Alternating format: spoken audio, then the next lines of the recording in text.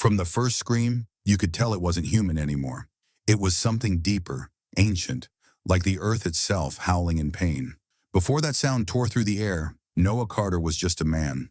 Admired, strange, unforgettable. 44 years old, built like a fisherman's statue.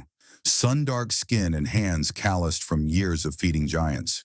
People in Cypress Hill called him the Crocodile Whisperer, but he called himself something else. "I'm just their friend," he used to say, smiling gently. Nothing more, nothing less.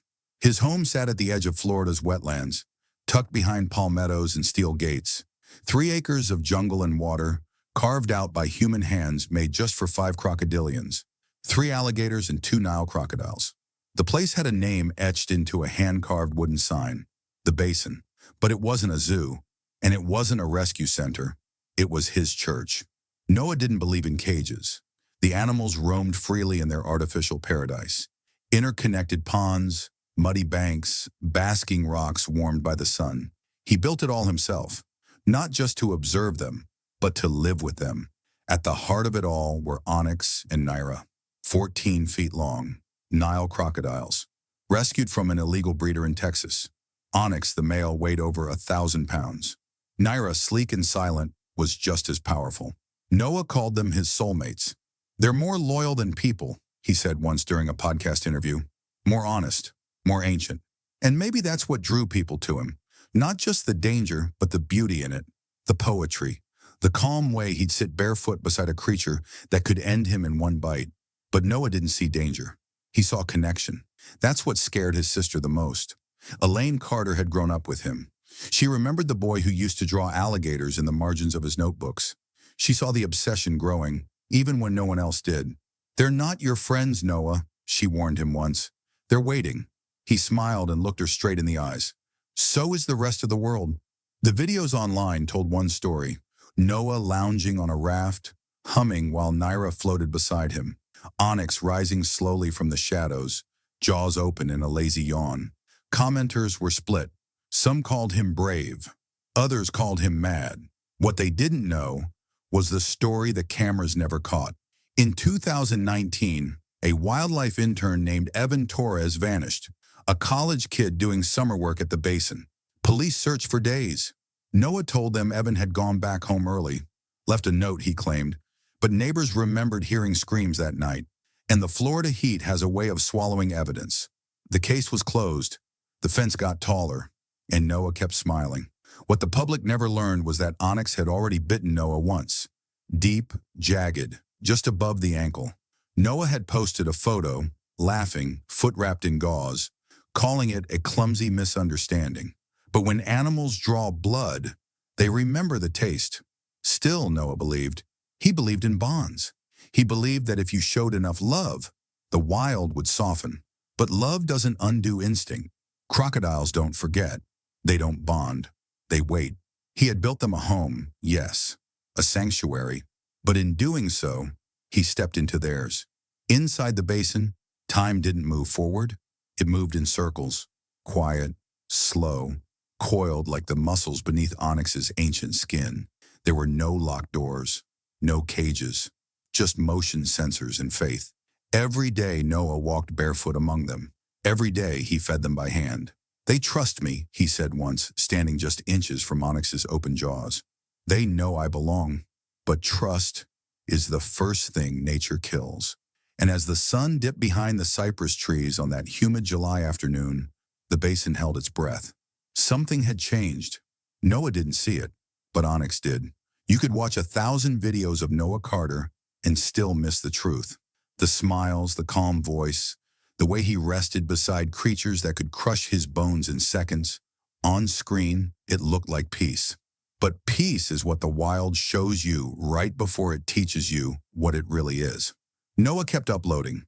In one video, Onyx floated beside him like a sleepy raft. In another, Naira blinked lazily under the sun.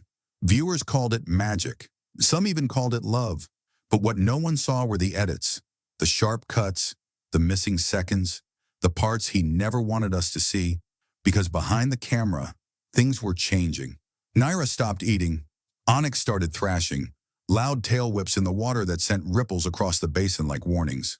Noah told his followers, "They're just a little on edge. Storm's coming. Animals feel it before we do." But it wasn't the weather. It was something deeper. One neighbor noticed the sounds first. At night, the usual quiet was broken by low hisses and deep splashes, followed by silence that stretched too long to be safe. A week before everything changed, a young volunteer named Lena quit without warning. Her mom said she woke up crying, said she heard something scream from the pond, said it didn't sound like an animal. Then, the dog went missing. Old Buddy, a deaf Labrador who'd lived on the block for over a decade, wandered into Noah's property through a loose gap in the back fence. Noah found the collar near the edge of the basin the next morning. Blood in the grass. Nothing else. He didn't call the neighbor. He didn't tell the internet. He told himself it didn't happen. He probably wandered off. Noah mumbled to himself, knuckles white around the collar. He'll turn up, but he wouldn't. Everyone in Cypress Hill knew that. The Florida Wildlife Commission showed up 3 days later. An officer walked the property, measured bite marks on the fence, watched Onyx pace from a distance. "This isn't a pet enclosure," the officer said flatly. "It's a trigger waiting to snap."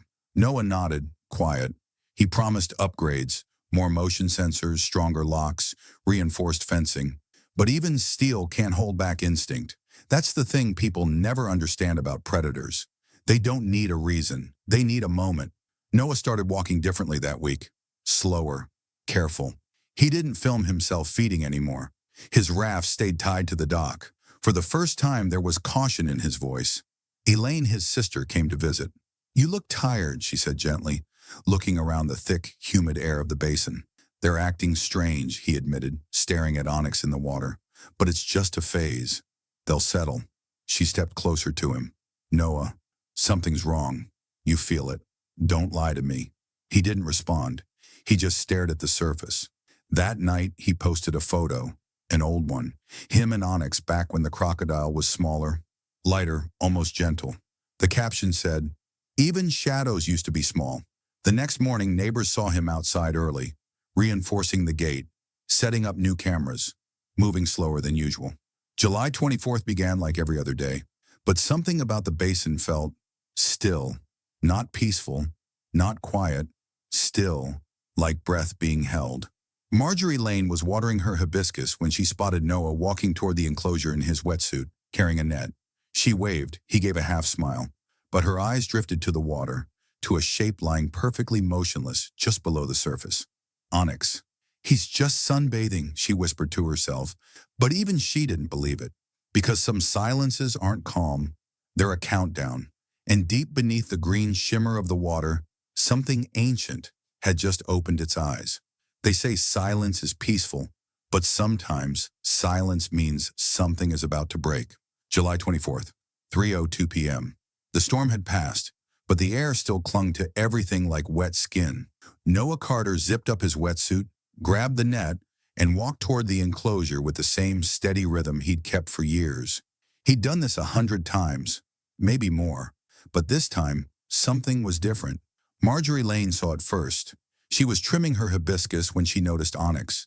Not basking, not blinking, just still, floating like a corpse, eyes just above the water, watching.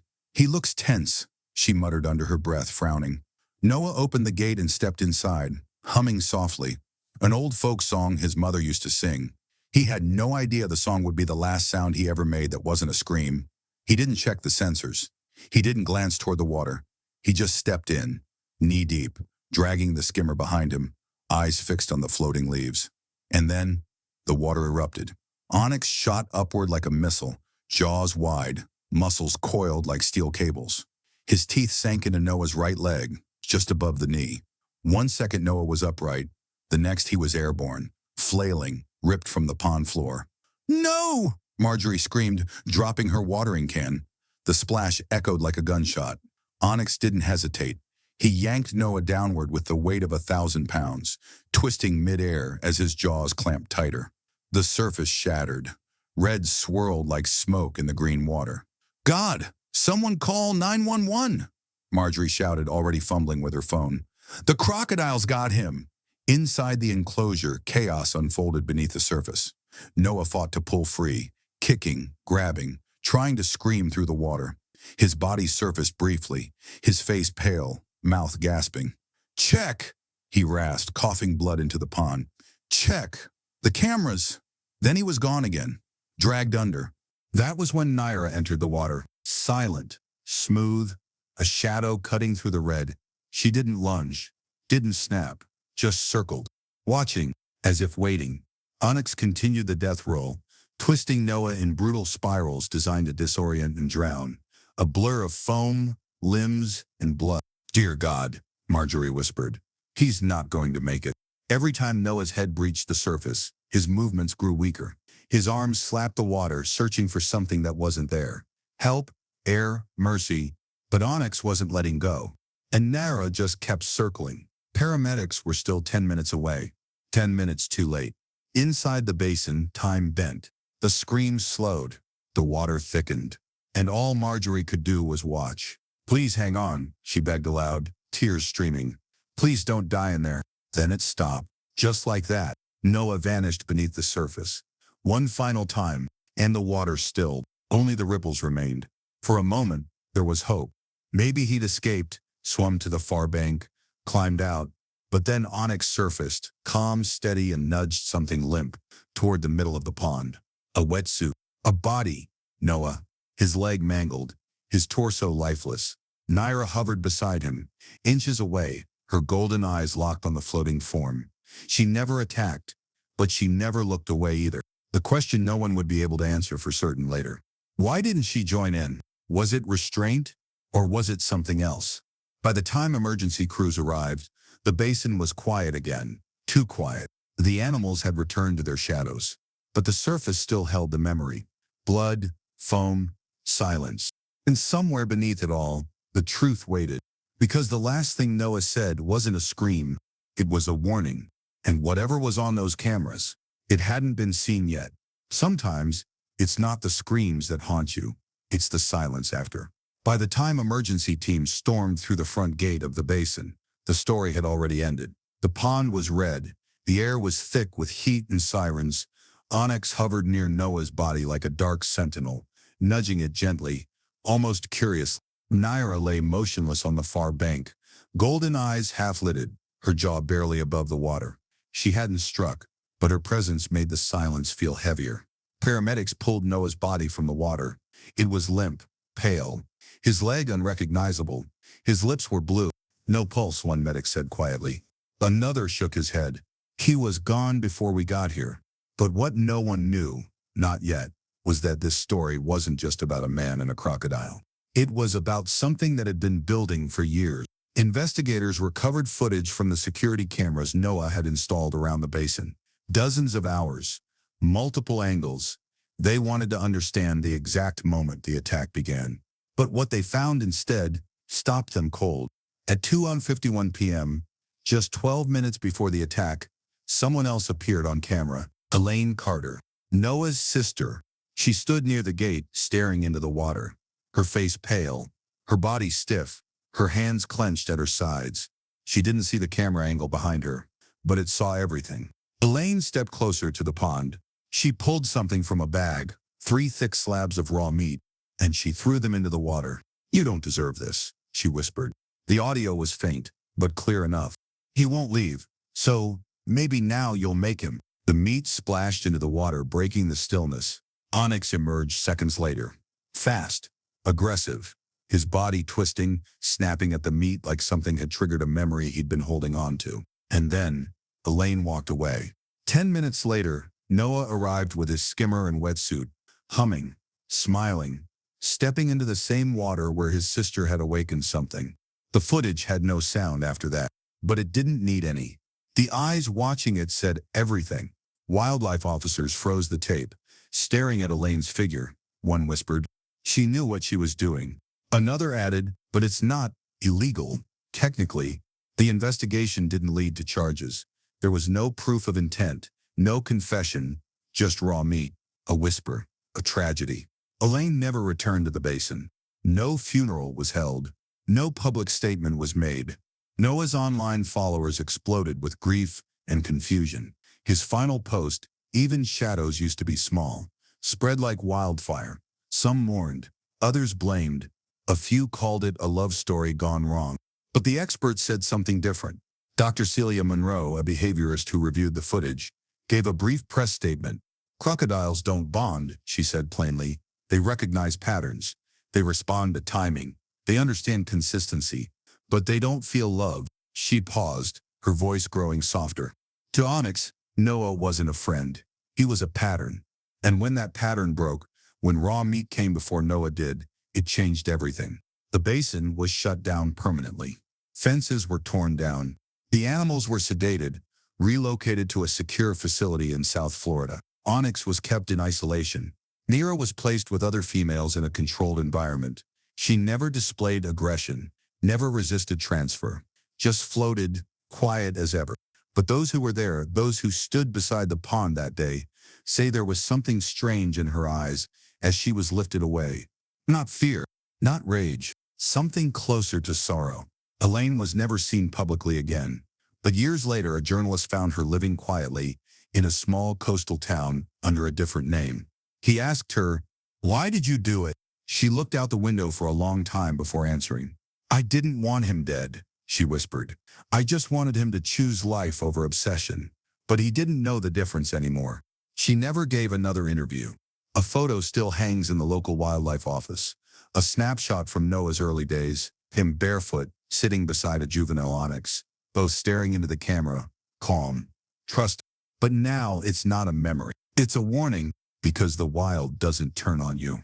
It just stops pretending. And that was the haunting true story of Noah Carter, a man who believed love could tame the wild until the wild reminded him what it truly was. He saw trust, but the crocodiles only saw routine. He offered devotion, but nature offered silence. In the end, it wasn't hatred that killed him. It was instinct, raw, patient, and waiting. Noah thought he was part of their world, but maybe he was only ever a guest. And guests don't always leave. Guillotine, now we want to hear from you. Do you think Noah's bond with Onyx and Naira was real? Or was it always a dangerous illusion from the start? Was Elaine trying to save him? Or did she go too far? Let us know what you think in the comments below. And if this story moved you, please like the video, subscribe to Animal Tales, and share it with someone who still believes the wild can be controlled. Because nature doesn't need permission. It only needs a moment. Thank you for watching.